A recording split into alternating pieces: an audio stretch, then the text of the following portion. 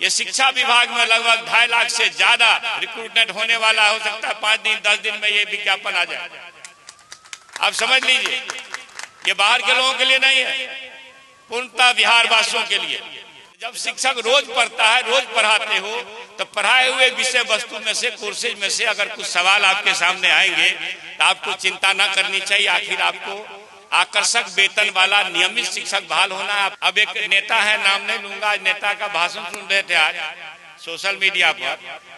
वो कह रहे थे कि आप परीक्षा ले रहे हो, आप परीक्षा ले रहे हो, आप नेट करते हैं, पीएचडी करते हैं, तो प्रोफेसर बनने के लिए दक्ष होते हैं, है कि नहीं बताइए? नेट करते हैं, अच्छी पढ़ाई करके कोई नेट करता है और अच्छी पढ़ाई करके कोई पीएचडी करता है, तो 2 मजबूत डिग्री लेने के बाद टेबल लैंप पर आपके आंख सूज जाते होंगे पढ़ते पढ़ते, तब आप प्रोफेसर होने की पात्रता रखते हैं। तो भाई आप शिक्षक बनने की पात्रता हासिल की है, आपने एसटीटी किया, आपने ट्रेनिंग लिया, तो आपको एग्जामिनेशन से क्यों घबराहट है? जो छात्रावास है सर 1983 में बना था, उसके बाद से यहाँ पे कोई बिल्डिंग नहीं बनी है। और छात्रावास की जो स्थिति है आप एक बार चाहे तो देख सकते हैं। तो हम सब की मांग है कि यहाँ एक छात्रावास में, इस कैंपस में पटना विश्वविद्यालय के वीसी से और कुलाधिपति जो बिहार के हैं उनसे आप एक मांग रखें कि पटना विश्वविद्यालय के सैदपुर कैंपस में एक और 200 बेड का छात्रावास बनाया जाए, ताकि यहाँ के जो पटना विश्वविद्यालय में पढ़ाई करने वाले छात्र हैं वो तकरीबन 3000 से ज्यादा एससी और एसटी के स्टूडेंट्स हैं, लेकिन उनको रहने के लिए, सभी को रहने के लिए छात्रावास नहीं है। यहाँ पे मात्र सिर्फ 100 बेड का छात्रावास है। तो सर से मैं मांग करता हूँ कि सर यहाँ पे एक पटना विश्वविद्यालय के सैदपुर कैंपस में एक 200 बेड का छात्रावास कम से कम बनवाने की कृपा की जाए। और सर हमारे छात्रावास के अंदर अभी लाइब्रेरी भी नहीं है, तो मैं सर से मांग करता हूँ कि एक लाइब्रेरी बनाने की भी कृपा करवाएं। और सर एक और मांग है कि बिहार के अंदर, पूरे बिहार के बीएड कॉलेजों में मनमानी फीस का वसूली किया जा रहा है। बीएड कॉलेज के जो प्राइवेट कॉलेज के जो संस्थान हैं उनमें, उसमें और फीस बढ़ोतरी जो है उसको सर रोका जाए, ताकि बिहार के जो गरीब निर्धन जो छात्र हैं वो बीएड कर सके और शिक्षक बनने के लायक हो सके और बिहार में शिक्षक बन करके शिक्षा का अलग जगा सके। और सर छात्रवृत्ति वाला सर मांग है, मैंने आपको उसका पूरा जो रिपोर्ट है, बिहार की सरकार छात्रवृत्ति कैसे बिहार में एससी एसटी छात्रों की छात्रवृत्ति को खत्म की है, उसको लेकर के मैंने आपको दे दिया है पहले ही लेटर। सर उसको एक बार स्टडी कर लेंगे। और सर तेलंगाना अखबार दिए हैं सर।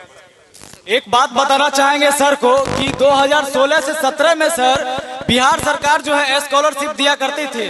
मैं उसमें उस मत में ये बताना चाहूंगा कि 40% बिहार सरकार, 60% केंद्र सरकार जो नेशनल स्कॉलरशिप पोर्टल के माध्यम से दे रही है।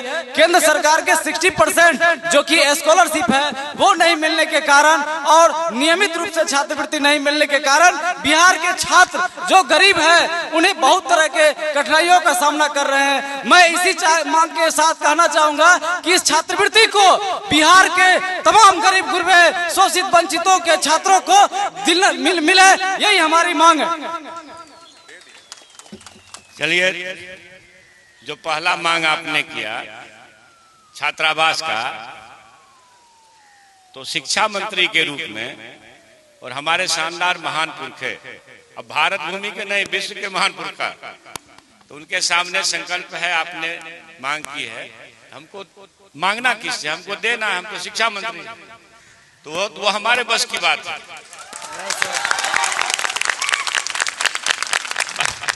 बाकी जो आपने लाइब्रेरी की बात कही, तो उसकी लाइब्रेरी की संभावना के लिए कुछ देख लेंगे। कानून किताब ये तो जानते हैं, हम दे सकते हैं, तो हमने कहा तो लाइब्रेरी भी एक समृद्ध और समुन्नत लाइब्रेरी आपके हॉस्टल में आपके छात्रों के बीच में हो, तो लाइब्रेरी हॉल बनाने में दिक्कत नहीं है, लेकिन वो क्या तकनीकी मामला हो सकता है उसमें, उसका अध्ययन करके तदनुसार काम करेंगे। छात्रवृत्ति का जो मामला आपने कहा कि भारत सरकार छात्रवृत्ति की राशि नहीं दे रही हो, तो कुछ भी नहीं देने वाली है। सब वो कॉर्पोरेट घराने में 2 आदमी बेचने वाला 2 आदमी खरीदने वाले के बीच में चल रहा है मामला। वह सभी आप लोग जानते हैं, होशियार लोग हैं। तो ये लेकिन हमें जो सूचना दी गई, पिछली दफा विधानसभा में ये सवाल मेरे सामने आए थे, तो 21-22 तक की छात्रवृत्ति मिल चुकी है। ये सरकार का जवाब था और ये 22-23 फिर 23-24 आएगा। तो उसमें जो भी संभावना होगी, आपको मैं यकीन दिलाता हूं कि माननीय मुख्यमंत्री जी और माननीय उप मुख्यमंत्री जी विदेशों में विदेश जब पढ़ने जाने वाले मेधावी हमारे छात्र और अति पिछड़ा दलित खास करके, उन्हीं के लिए ये स्कॉलरशिप योजना आई है, जो सरकार इस पर निर्णय ले चुकी है। ये उच्च स्तरीय माननीय मुख्यमंत्री जी के समीक्षा में ये बात आ गई है कि पिछड़ा और दलित ये जो बच्चे बाहर जाते हैं पढ़ने के लिए, 30 लाख 25 लाख रुपया लगते हैं या ज्यादा पैसा लगता है, तो वो सरकार सहायता देगी, ये तय हो चुका है। इसका कानूनी रूप आना है, वो आ जाएगा। तो आपकी जो सरकार है, आपको पता है इस मामले में माननीय मुख्यमंत्री नीतीश बाबू का भी काम की सराहना होनी चाहिए जरूर। जो उन्होंने पंचायतों में आरक्षण दिया, जब तक युग रहेगा तब तक उनका इतिहास इस रूप में याद किया जाएगा। इसलिए आपकी सरकार है, कहीं भटकने की जरूरत नहीं है। अब एक नेता है, नाम नहीं लूंगा, नेता का भाषण सुन रहे थे आज सोशल मीडिया पर।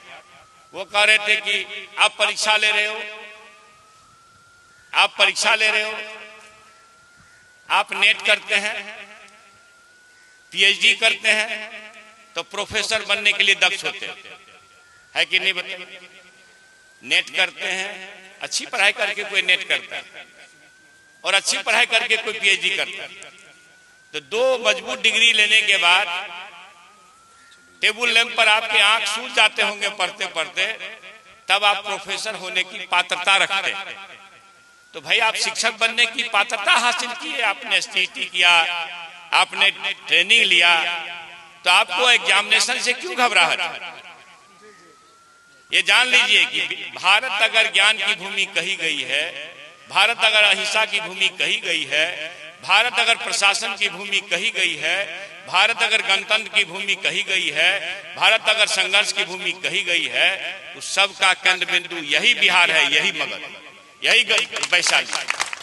इसलिए इस राज्य के मुखिया का ये संकल्प है कि हमें अपने ज्ञान के क्षेत्र में जो दुनिया लोहा मानता था बिहार के चलते भारत का, यही नालंदा है ना, यही मगध है ना, जहां भैंसांग, फाहियान, चीनी, पता नहीं हजारों विद्वान आए पढ़ने के लिए। तो कालांतर में हमारे यहाँ से जो ज्ञान का पलायन हो गया, सरकार का मजबूत संकल्प है, हम गुणवत्तापूर्ण शिक्षा तब दे पाएंगे जब गुणवत्ता युक्त शिक्षक बहाल हो। इसलिए इस मजबूत संकल्प में सबका सहयोग चाहिए। जो होगा बीती ताही विचारिए आगे की सुधिले। हमारे जो शिक्षक बंधु हैं, नियोजित शिक्षक, आप समझिए तो बिहार वासियों के लिए ये शिक्षा विभाग में लगभग 2.5 लाख से ज्यादा रिक्रूटमेंट होने वाला। हो सकता है 5 दिन 10 दिन में ये विज्ञापन आ जाए। आप समझ लीजिए, ये बाहर के लोगों के लिए नहीं है, पूर्णतः बिहार वासियों के लिए। पहले ऐसा नहीं होता था। ये सरकार का संकल्प है, इसमें सबका सहयोग चाहिए। हमारे जो नियोजित शिक्षक बंधु हैं, नियोजित शिक्षक बंधु, आप पढ़ाते हो ना क्लास में, अगर नहीं पढ़ाते हो तो वह भी गुनाह। माता पिता का विश्वास अगर उठ जाए सरकारी संस्था से, तो सरकार का काम है उसको बहाल करना विश्वास। अगर आप शिक्षक हैं, आप 15 साल पढ़ाए हैं, तो जो पढ़ाए हैं वही सवाल को आपको दिया जाएगा। आज एक नेता कह रहे थे, आप लोग सोशल मीडिया पर देख लीजिएगा, शायद अपना पढ़ करके वो कभी डिग्री नहीं लिए हैं। वो कह रहे थे कि IAS IPS को आज बैठा दिया जाए तो क्या IAS IPS करेगा? तो IAS IPS बनने के बाद लोग पढ़ता है कि प्रशासन चलाता है और लाठी घुमाता है, वो कहां से पास करेगा? लेकिन शिक्षक रोज पढ़ता, शिक्षा मंत्री को भी रोज पढ़ना पड़ता है। तो जब शिक्षक रोज पढ़ता है, रोज पढ़ाते हो, तो पढ़ाए हुए विषय वस्तु में से, कोर्सेज में से अगर कुछ सवाल आपके सामने आएंगे तो आपको चिंता ना करनी चाहिए। आखिर आपको आकर्षक वेतन वाला नियमित शिक्षक बहाल होना है, आपको शिक्षा के पद से तो कोई हटा नहीं रहा है।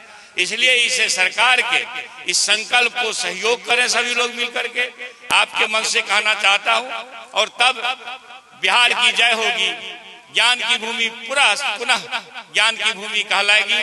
और आपके जो मांग है, मैंने मुख्य मांग लाइब्रेरी और हॉस्टल के लिए तो कहा, और बाकी छात्रवृत्ति के मामले में जो लोच है उसको समझेंगे अच्छी तरह से। सच है इधर विधानसभा चल रहा था तो उसको डिटेल में समझने का अवसर न मिला, समझूंगा, लेकिन यकीन रखिए हमारे मुखिया नीतीश बाबू जरूर आपके लिए विकल्प तलाशेंगे।